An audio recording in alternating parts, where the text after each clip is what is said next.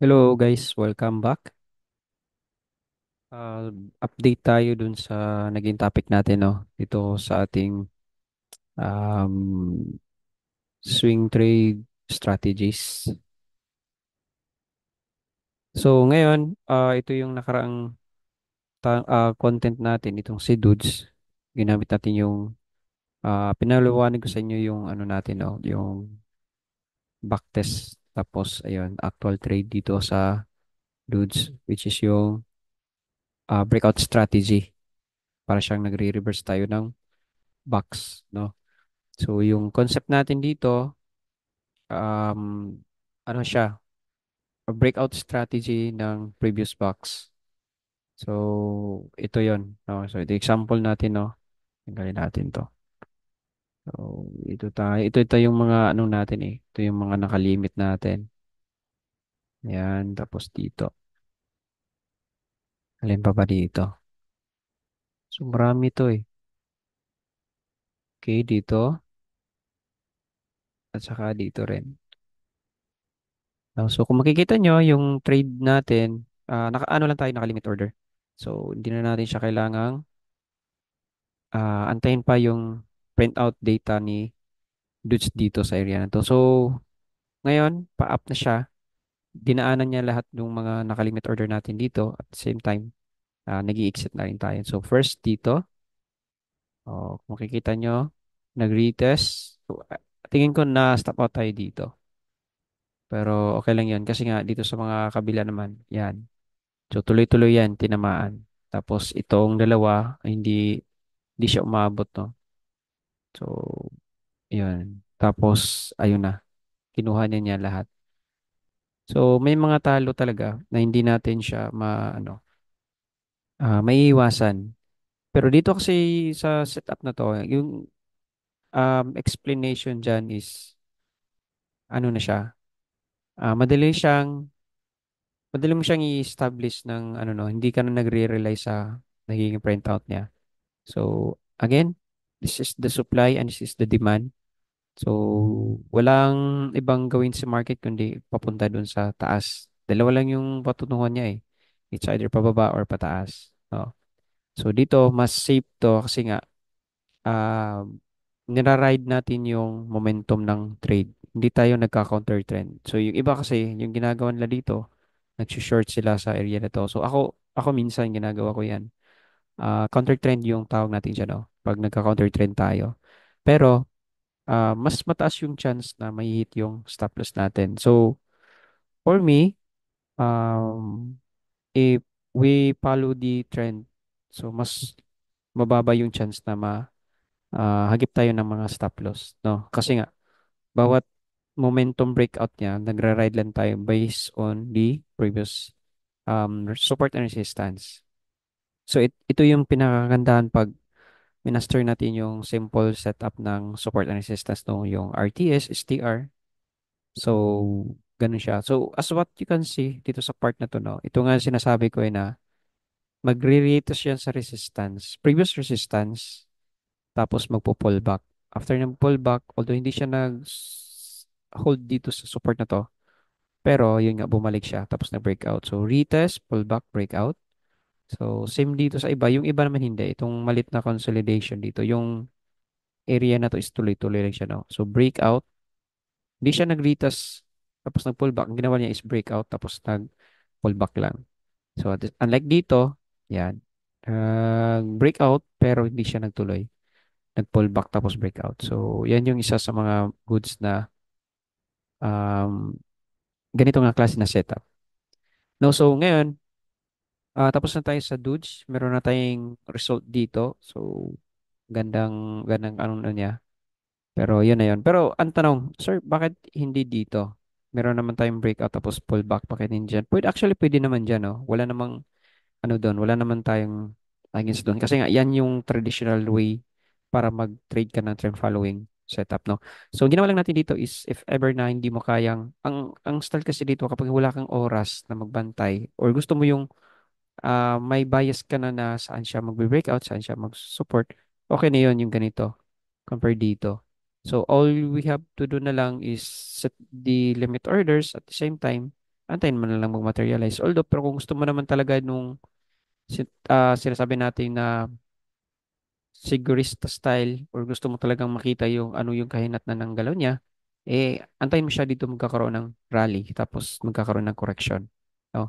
So, impulsive wave or impulsive movement tapos correction down tapos breakout correction tapos breakout. So, pwede mo siyang i-ride na ganito.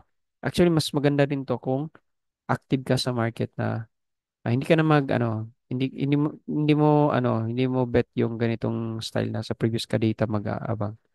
Pero yun nga, it's depend pa rin sa iyo as long as napalo mo yung rules. So ito naman consolidation yung formation niya dito. Tapos ayun, mag-aantay ka na lang ng breakout. Usually kasi yung mga ganitong setup, for example dito no. 'Di ba? Nag-breakout, consolidate. So nagbakat ka nandyan. So hindi siya nag-break. So ang mangyari, ganyan lang. So pwede yan, 'di ba? So breakout na sad ulit. Dito sa part na to, breakout ulit, di ba? So, pwedeng ganun. Pwede mo siyang ganun. Mas okay din tong ganito kasi trend following yung setup na ganito. Unlike dito, ang ginagawa natin is we base on a previous support and resistance or mas known na kilala natin na key labels, no? O yung mga key labels support and resistance. Yan kasi yung mga ano madali siyang hanapin, madali siyang makita pag ganito. So, at saka hindi siya against the trend yung ginawa mo. Kasi nga, um, kung makikita mo lang yung structure niya dito, pababa, di ba? So, tapos nagkakaroon siya ng consolidation. So, dyan pa lang, nagkakaroon ka na ng bias na, okay, papaangat na to. So, ito na yung tinatawag nating accumulation zone. So, magkakaroon din tayo ng continuation. So, accumulate, distribute, tapos accumulate, distribute. So, ganun siya. Tapos, after dito, pababagsak naman ulit siya. No? So, itong area na to, pwede rin itong magiging key levels mo or bias mo for shorting, no? So, ang tanong, sir, mag-short ka dyan, counter trend yan. Yes, pwede mo siyang abangan ng shorting kung gusto mo ng yung tinatawag nating na para siyang double bias na lang yung ginawa mo. So, pero yun nga lang, ang mahirap dito kapag in-anticipate mo na siya agad na mag-short, baka ma-whipsaw ka. So, mas maganda kasi kung print out data na to, tapos yun na, pababa na siya. So, yun yung pinaka-safe. Kasi, ito kasi, like for example dito, oo, nakita mo na yung key levels dito, no? Ito yung example na to. Yan, di ba? So, itong box na to, ito yung previous high, ito yung previous support. So, ito yung magiging straight line na galaw niya, tapos nagkakaroon ng pullback. So, kung ako, dito ako mag-short itong area na to. Ito yung kukuning stop loss ko, ito yung kikunin kong shorting area. No? Tapos dito naman, ito yung stop loss, ito yung shorting area. Stop loss, shorting area. So, mas mataas siya yung ano niya dito. Mas mataas yung mga area na isi-swing mo. So, masyadong matagal talaga siya. Tapos, aabangan mo ng shorting. Tapos, hindi mo pa alam kung tapos na ba yung trend niya. Baka kasi minsan magkakaroon lang siya ng biglaang drop tapos biglaang tuloy. No, hindi natin siya na hindi tayo anong tawag doon? Hindi siya cleared na tapos na yung market trend. So, ang mangyari dito, ang kailangan mo lang gawin is, yon, antayin mo na lang matapos yung market, tapos magkakaroon na yan ng pagbaba. No? So, tulad dito, ito yung ginawa niya dito. So, yan. Market umaangat, tapos ayun, pa-downtrend, clear downtrend na yung ginawa niya. Although, um, pwede naman yung mag-aabang ka na agad ng shorting, no? So, depende na yung nagiging approach mo sa market. Basta as long as nakapalo ka lang sa risk management. Although wala namang 100% dito, ang ating lang is um, we are following the rule base. Kumbaga, ano yung rules mo, yun yung follow mo. No? So, okay. So, tapos na tayo kay Dudes. Ito na yung nagiging review natin. And now we are going to discuss this about how we enter the trade. Ito kay People USDT. So, dito naman, nagiging bias ko dito is long. So, overall, the market is trend pataas naman siya. No? So, ang ginawa lang niya ngayon is 30 minutes kasi yung ano natin. So, as of now, ito yung mga area na nag-aabang ako. So, nag-break siya. So, nagpo-pullback. So, it's normal lang na magkakaroon ng ganyan. Kasi nga, yung inabangan ko is breakout. Tapos, it's a minor correction lang yung ginawa niya. Pero, yun pa rin, meron tayong stop loss sa baba. If ever naman hindi niya mag-hold tong area na to, tapos bigla siyang bumagsak, din, yan yung masasabi natin na wala pang continuation uptrend yung magaganap dito. Meaning, nasa, ano pa lang tayo, nasa down or pa-pullback pa lang yung market. So, yun. Tapos nag-anticipate din tayo ng next breakout. After nyo makuha to, nag-assume na ako ng next breakout dito. Tapos ngayon tatlo. So, meron akong tatlong bias na magkakaroon siya ng ganun. So, yun. As of now, nagkakaroon pa lang siya ng pullback. So, wala pa tayong insaktong trend. But the bias is, ano pa rin, still bullish. No? Bullish pa rin. Okay, so wala na tayong ano dito. Wala na akong nakita resistance. Ito kasi nakuha niya yan. So ito naman kakaroon siya ng correction. So ang in-expect ko ngayon, ang kinuha ko kasing area ng uh, breakout of reversal or itong area na to or reversal area is dito. Yan, ito yung area reversal, breakout, tapos magkakaroon siya ng pullback. So ang in-expect kong pullback dito is yung area na to. Babalik siya dito. Tapos mag-hold. Tapos, yan, continuation trend.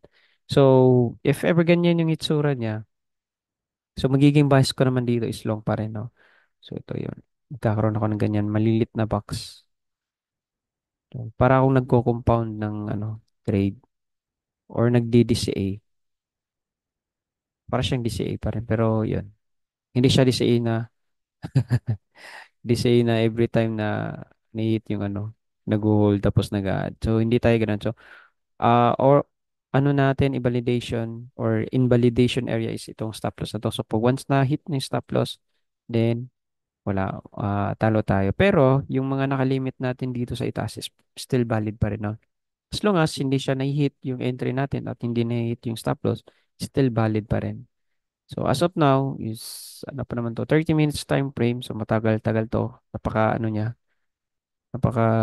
nang galaw ng market. O, choppy lang. So, anyway, okay lang yun. As long as our goal dito is mag-set ng, ang tawag dito is, ang tawag doon, magbibuild tayo ng kumpiyansa at saka yung habit natin na kayang mag-antay sa market, no? Yung patience pala. Dapat nagkakaroon tayo ng ganun. Nagtatry tayo ng magbibuild ng patience. So, kapag wala tayong patience, yun, hindi tayo, hindi tayo mananalo doon. So, ganun lang yun, no?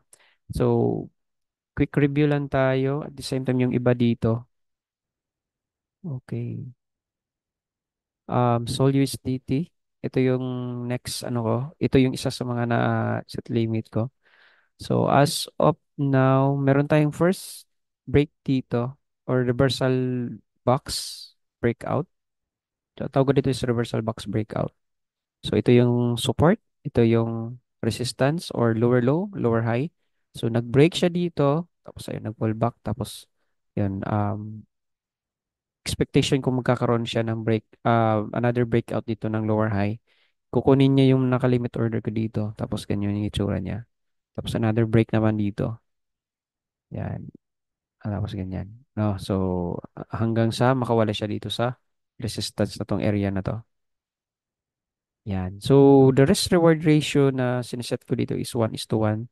So, yung explanation ko bakit 1:1 is meron akong tranching kasi. So, first tranche, 1:1, hit. Second tranche, 1:1, hit. So, overall is equivalent of 3%. So, wala pa rin, ano dito, ang tawag doon, wala ka pa rin talo. So, if ever na-hit yung entry mo dito, tapos na-hit naman yung entry mo dito.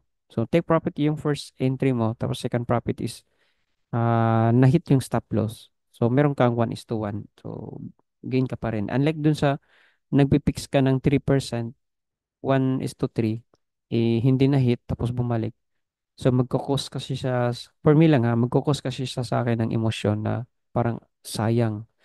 No, the way kasi na nahihinayang tayo sa trade natin na nasasayang na hindi na close yung game, eh the more na magkakaroon tayo ng trust issue sa trading setup natin. So the most important na kailangan natin i-manage is yung emotion.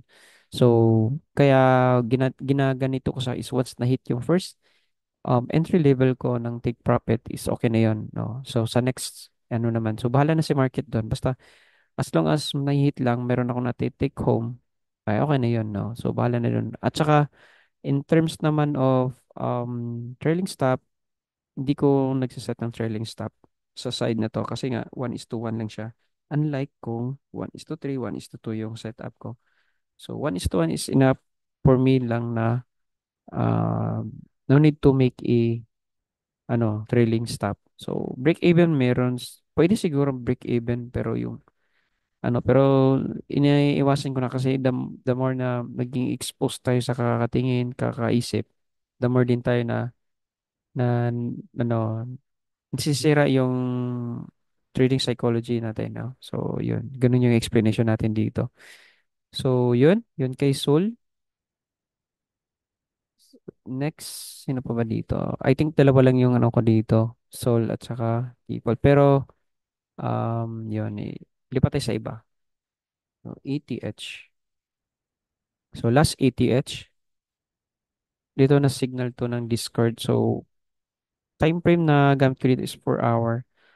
And itong setup na to is para siyang um, pang ano siya, pang next year. Actually, ano siya, masyadong malalayo. So kung makikita nyo, meron tayong 1, 2, 3 TP. So signal to ng Discord. Pero yung personal, ano ko naman dito is 1:1 talaga. So for example dito, right now, si ATH, nandito siya sa area ng supply. So ang kailangan lang gawin dito is kailangan siyang mag-consolidate tapos pullback tapos continuation para makuha niya yung iba pa dito. Tapos ganyan. So, dito tayo nag-set ng limit. So, ito yung resistance, ito yung support, high, higher low. Tapos, yun, dito tayo nag-set ng breakout. Tapos, dito naman sa area na to, ito yung high and low. So, ito naman yung next or second breakout na inabangan natin. Tapos, dito naman sa area na to. So, ito naman yung area na to, hindi ko na kinuha kasi masyado siyang mataas. Kung ipapalo ko pa lang yung swing high at saka swing low na setup now. So, hindi ko na siya kinuha and dito ako nag-proceed sa part na to. So, yan. Hanggang dito sa area na to. So, 1, 2, 3, 4, 5, 6. Anim yung limit order. Meron pang isa. So, 7. So, 7 limit orders yung magiging nakalata dito sa Discord. So, yun. Masyadong matagal to. Tapos, ano lang, konting, siguro, hayaan na lang natin to pag nag-bull run. New all-time high si Bitcoin, baka tamaan to lahat, no? So, ganun lang, ganun siya kasimple. Wala siyang, hindi niya sakit sa ulo yung ano mo, aantayin po. So, meron ka ng base data dito na kinukuha ng support and resistance, then set limit ka na lang, tapos iwan mo na lang. So, ganun siya. Ganun kasimple yung setup na to. Although, not perfect talaga meron siyang mga stop loss, pero, yun naman, nakaka-recover siya. As long as yung market is pa-trending talaga, hindi mo siya masasabing hindi ka magpo-profit dito, no? So, yun. So, ganun siya. So, that's it. And if may tanong kayo, yung members natin dito, comment lang kayo dito sa video na to, no? At saka, yun, pim nyo na rin ako sa ano natin, Discord. So, I post this video, no, para ma-review naman. At the same time, meron din kayong idea ulit na, yung setup natin na tinuturo dito sa Discord. At saka, ano na rin, ah, para ma-refresh yung iba. Okay? So, hanggang doon lang yung ano natin content, no? So, thank you for watching and good luck sa mga trades. Ayun pa rin. Okay? Thank you. Bye-bye.